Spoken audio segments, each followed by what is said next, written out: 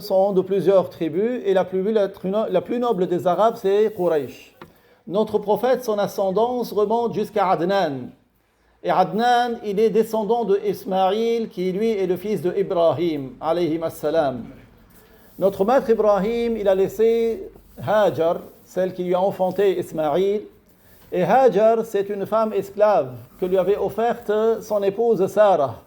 Parce que quand Sarah, l'épouse d'Ibrahim, était partie en Égypte avec notre maître Ibrahim, il y avait un roi qui voulait lui faire du mal. Mais Allah Ta'ala l'a empêché. Chaque fois qu'il tendait la main, sa main était immobile. Et lui, il lui disait, s'il te plaît, invoque Dieu pour que je retrouve l'usage de sa main. Elle invoquait Allah, il essayait à nouveau, 2 fois, 3 fois. À la fin, il a dit, vous ne m'avez pas ramené une femme, c'est une sorcière, c'est celle que vous m'avez ramenée. Et elle était musulmane, parce qu'Allah lui donne des secrets. Ah. Alors, il a offert Hajar à Sarah. Et Sarah, comme elle ne pouvait pas avoir d'enfant, elle a offert Hajar à Ibrahim, alayhi salam. Et notre maître Ibrahim a eu un fils de Hajar. Et c'est permis, c'est licite, c'est pas haram. Quand il a une femme qui lui appartient, il a un enfant d'elle, c'est un enfant légitime, c'est pas un enfant d'adultère. Puis Allah a donné un prodige à Sarah, qui elle, malgré qu'elle était plus que 80 ans, plus 90 ans, elle est tombée enceinte. Et elle a eu un fils, Ishaq. C'est pour cela que Ishaq et Ismaïl étaient des frères.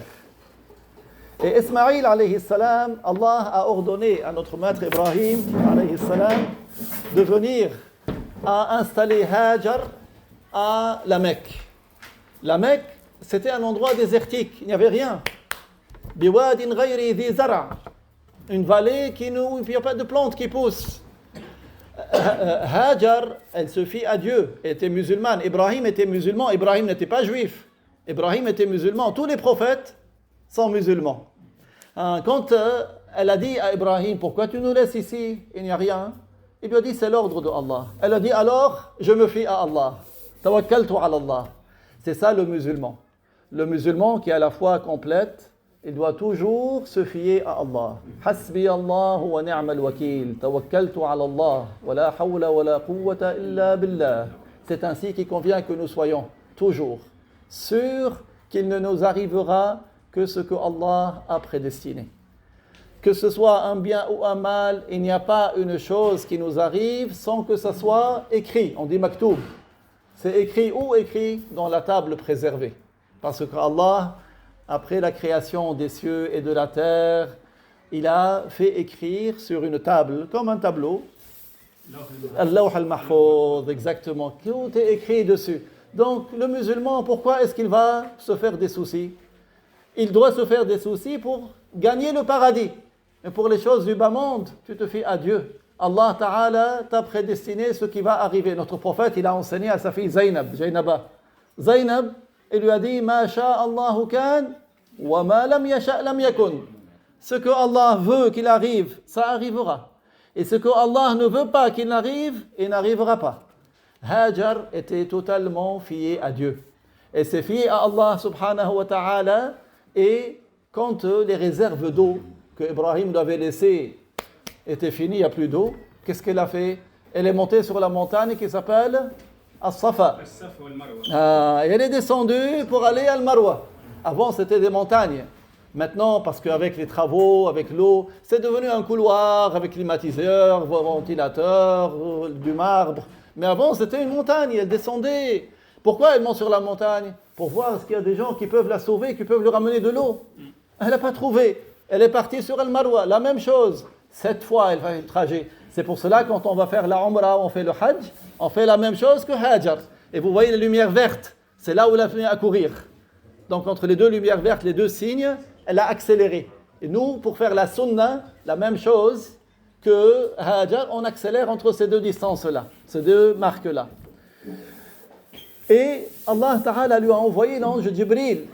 Jibril, alayhi salam, c'est le président des anges. C'est le meilleur des anges. Tout comme notre prophète Muhammad, c'est le meilleur des prophètes, alayhi salatu wassalam. Il lui a envoyé Jibril qui a donné une tape au sol et l'eau de Zamzam a jailli. Pourquoi elle est appelée Zamzam? Parce que Hajar, elle avait mis un peu de sable pour atténuer, diminuer le flux, parce que c'était très fort. elle a diminué. Et zammathu. Donc le verbe c'est zammathu. C'est pour ça que ça s'appelle zamzam. Et Allah Ta'ala a fait que c'est une eau bénie. Notre maître Abdullah ibn Abbas, radiyallahu anhu an abih, قال رسول الله صلى الله عليه وسلم ماء زمزم لما شرب له ماء زمزم لما شرب له. Donc l'eau de Zamzam, tu obtiens ce que tu veux. Moi j'ai parlé en français, vous voulez qu'on parle arabe-français ou la français directement? Les deux. Les deux? Arabe-français? Hein? Tout le monde? Wa alaykoum salam, barakallahu fikum. يعني إن شئت أن أتكلم العربية والفرنسية نتكلم الاثنين لكن حتى نربح الوقت قلت أتكلم بالفرنسية فقط لكن كان الجميع يفهم الفرنسية يمكن أسرع هكذا طيب بارك الله فيكم. Donc notre maître Ibrahim a laissé notre dame Hajar et Hajar Allah lui a envoyé Jibril qui a fait jaillir l'eau de Zamzam. Et l'eau de Zamzam, notre prophète alayhi salatu wassalam, il a dit on la boit pour ce que tu veux. C'est-à-dire si tu veux boire l'eau de Zamzam pour avoir la bonne santé, tu as la bonne santé. Si tu veux l'eau de Zamzam pour avoir la piété, Inch'Allah, Allah t'accorde la piété. Notre maître Shafi'i, il buvait l'eau de Zamzam pour être fort dans la science de la religion. Et Allah lui a donné. Donc c'est pour cela l'eau de Zamzam, on la boit. Qu'est-ce que tu fais? Tu prends l'eau, tu te diriges vers la Qibla et tu dis Bismillah avec l'intention que tu veux. C'est-à-dire la chose que tu veux. Et alhamdulillah, niyya, c'est important. C'est très très important. Donc pourquoi est-ce que nous avons rappelé cela? Pour rappeler que notre prophète, alayhi salatu wassalam, il est descendant de Ismaïl. Ismaïl, quand il y avait l'eau de Zamzam, il y avait une tribu arabe qui s'appelle la tribu de Jurhum. Cette tribu est venue s'installer. Ils ont demandé l'autorisation à Hajar. Est-ce qu'on peut s'installer à côté de l'eau avec toi? Ils lui ont dit d'accord. Et ils se sont installés là-bas. Quand notre maître Ismaïl a grandi, il a appris la langue arabe avec eux. Wa alaykoum salam wa rahmatullah. Il a appris la langue arabe avec eux et il est devenu, c'est pour cela que il s'est marié après avec une des femmes. Il s'est marié avec une des femmes de cette tribu, la tribu de Jurhum. Et plus tard, notre maître Ibrahim, il venait inspecter notre maître Ismaïl de temps en temps. Puis une fois, il est venu. La femme de notre maître Ismaïl ne savait pas que c'était le père de son mari. Il lui a dit comment ça va, comment tu te sens. Elle s'est mise à se plaindre. Elle a dit ça va pas, les choses sont difficiles. Comme vous savez, certains ils se plaignent, ils râlent tout le temps. Alors qu'est-ce que notre maître Ibrahim a dit? Il leur a dit quand ton mari va venir, tu lui passes le salam et tu lui dis qu'il change le pas de sa porte. Il ne savait pas qu'il parlait d'elle. Il est venu, il lui a dit à un vieil homme qui est venu, il m'a dit de te passer le salam et de me changer le pas de ta porte. Il m'a dit ça c'est mon père qui m'a dit de te divorcer. Parce que tu te plains beaucoup, tu te plains. C'est pour cela, qu'est-ce qu'on a dit? On se fie à Allah. On se fie à Allah. Parce que si tu te plains, هو الرسول عليه الصلاة والسلام ماذا قال من يريد الله به خيرا يصب منه من يريد الله به خيرا يصب منه ما معنى يصب منه يعني يبتليه الأنبياء أفضل خلق الله كانوا هم أكثر من كان يبتلى. Donc celui pour qui Allah veut du bien, il fait qu'il soit éprouvé.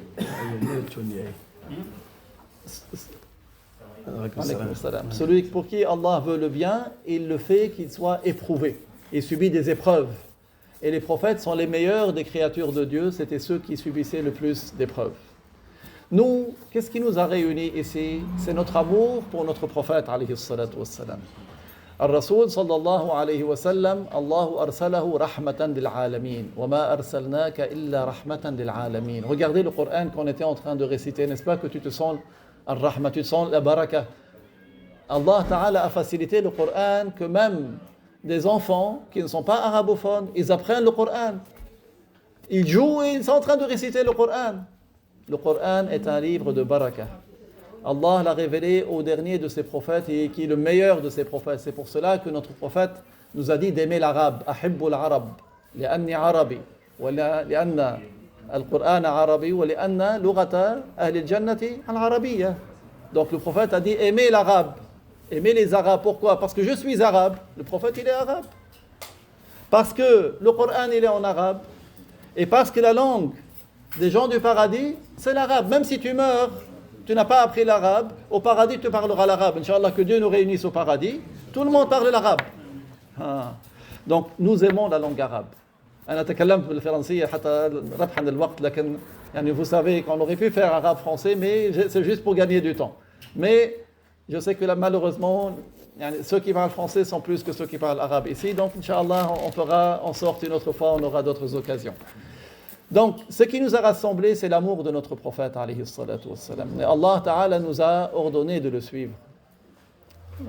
Allah Ta'ala قُلْ إِن كُنْتُمْ تُحِبُّونَ اللَّهَ فَاتَّبِعُونِي يُحْبِبْكُمُ اللَّهُ. Dis, si vous aimez Allah, alors suivez-moi, Allah vous agréera. Allah vous agrée. C'est pour cela que nous suivons le prophète. وَمَا أَتَاكُمُ الرَّسُولُ فَخُذُوهُ وَمَا نَهَاكُمْ عَنْهُ فَانْتَهُوا. Ce que le prophète vous a dit, alors faites-le. Ce qui vous a évité, alors ne le faites pas. Ça, c'est une preuve qu'on doit suivre le hadith. Il y a certains aujourd'hui, des égarés qui veulent éloigner les gens de l'islam. Attention à eux, ils se disent des coranistes, soi-disant, des coranistes. Ils disent on prend le Coran et on ne prend pas le hadith. On leur dit dans le Coran, Allah dit وَمَا آتَاكُمُ الرَّسُولُ فَخُذُوهُ وَمَا نَهَاكُمْ عَنْهُ فَانْتَهُوا. Alors comment tu vas faire si tu ne prends pas le hadith? Comment tu vas suivre ce que le prophète a fait et ce qu'il t'a dit de faire et tu vas éviter ce que le prophète a dit de t'éviter? Donc on doit prendre le hadith. Le hadith est important pour nous également. C'est une source de notre prophète. Une fois, Abdullah ibn Abbas est passé la nuit chez le prophète. Vous savez, le prophète, il avait plusieurs épouses. Une de ses épouses s'appelle Maïmouna. Maïmouna, c'est qui par rapport à Abdullah ibn Abbas? C'est sa tante maternelle, la sœur de sa mère. Donc Abdullah ibn Abbas, quand il était enfant, il allait passer la nuit chez sa tante pour voir qu'est-ce que le prophète il fait la nuit, pour apprendre. C'est pour ça, apprenez à vos enfants. Ne donnez pas de téléphone à vos enfants, vous les laissez dans la rue. Non, prenez vos enfants pour qu'ils prennent de vous. Parce que si aujourd'hui, ils sont à côté de vous, ils vont apprendre. Mais si vous leur dites, allez, va au sport, va à l'école, va faire, comment il va apprendre de toi? Nous, alhamdoulilah, on a appris au pays. On a vu nos grands. On a vu nos papas, nos mamans, nos grands-mamans. Mais eux, c'est qui leur exemple? S'ils ne te voient pas faire à la maison, si toi, tu ne prends pas du temps avec ton enfant, tu lui dis, viens ensemble, on va faire jama'a à la maison. La prière, on va la faire ensemble, jama'a. Tu fais un petit dars, on récite ensemble. On prend même si tu ne sais pas réciter beaucoup. Tu dis, on récite 3 fois Qul huwa Allahu ahad, 3 fois Qul a'udhu bi rabbil falaq, 3 fois Qul a'udhu bi rabbin nas. On fait un peu de dua. Et c'est bien pour les morts des musulmans. On récite la Fatiha et on offre la récompense. C'est important de rassembler ta femme, tes enfants, et de faire une activité à la maison liée à la religion. Parce qu'au pays, même si quand tu sors, tu es sûr que les gens, les voisins, ils vont surveiller ton enfant. Il n'y a pas de problème. Et toi, tu vas surveiller les enfants de ton voisin. Mais ici, il va te mettre un couteau dans le dos. Aujourd'hui, tu sors, c'est la jungle. Après, quand ton enfant il tourne mal, tu dis, ah, qu'est-ce qui se passe? Pourquoi? Parce que tu n'as pas donné l'exemple. Parce que tu ne l'as pas pris. Il faut prendre le temps. C'est pas, allez, centre aéré, allez, je ne sais pas quoi, sport, machin. Mais et la religion dans tout ça? Et la religion, c'est pas seulement tu apprends le Coran. Il te voit. Il voit avec la subha, ça c'est bien. Tu fais la subha, tu fais du dhikr. Lui aussi, il va voir, je prends la subha comme mon papa. Ça c'est important. Que Dieu nous aide pour bien éduquer nos enfants. Et donc nous, pourquoi est-ce qu'on s'est rassemblés ici? Par amour pour notre prophète. Allah nous a dit de suivre le prophète. Et notre prophète, qu'est-ce qu'il a dit? Man sanna fil islami sunnatan hasana falahu ajruha wa ajru man amila biha ba'dah min ghayri an yanqusa min ujurihim shay wa man sanna fil islami sunnatan sayyi'ah kana alayhi wizruha wa wizru man amila biha min ba'dih min ghayri an yanqusa min awzarihim shay. Ce hadith a été rapporté par Al-Bukhari, par le compagnon Jarir ibn Abdullah al-Bajali. Jarir ibn Abdullah al-Bajali. C'est quoi l'histoire de ce hadith? Le prophète, alayhi salatu wassalam, il était dans la mosquée et il y avait des gens qui étaient venus. Donc je traduis d'abord le hadith en français. Le hadith signifie celui qui instaure dans l'islam une bonne tradition. Celui qui instaure dans l'islam une bonne tradition. Qu'est-ce qu'il va lui avoir? Il aura la récompense. Et chaque fois que quelqu'un va la refaire après lui, il aura une récompense. Comme le premier. Le premier, il aura une récompense. Ceux qui vont la refaire, ils vont avoir des récompenses. Et le premier aussi. Parce qu'il va avoir des récompenses en plus. Sans que les autres, il ne sera demandé quoi que ce soit. Et celui qui instaure dans l'islam une mauvaise tradition, il en sera chargé et il aura une part de la charge de ceux qui vont la refaire après lui sans qu'il ne leur soit diminué quoi que ce soit de leur charge. Ça veut dire que le prophète, alayhi salatu wassalam, il savait qu'il y a dans la communauté des savants intelligents. Le prophète, il n'a pas dit toutes les règles, il n'a pas dit tous les cas particuliers, mais il a donné des règles. Et il a dit que une règle, celui qui met dans l'islam quelque chose de bien, alors c'est quelque chose de bien, il aura la récompense. Et c'est pour ça que les savants, ils ont compris qu'il y a de bonnes traditions. Donc, ce hadith, pourquoi le prophète il l'a dit? Parce qu'il y avait des gens qui étaient pauvres, qui étaient venus. Tellement ils étaient pauvres qu'ils n'avaient pour vêtement qu'un drap, vous savez, un drap comme celui-là, ils ont coupé un trou au milieu, ils l'ont mis par la tête, et il l'a attaché. C'est tout.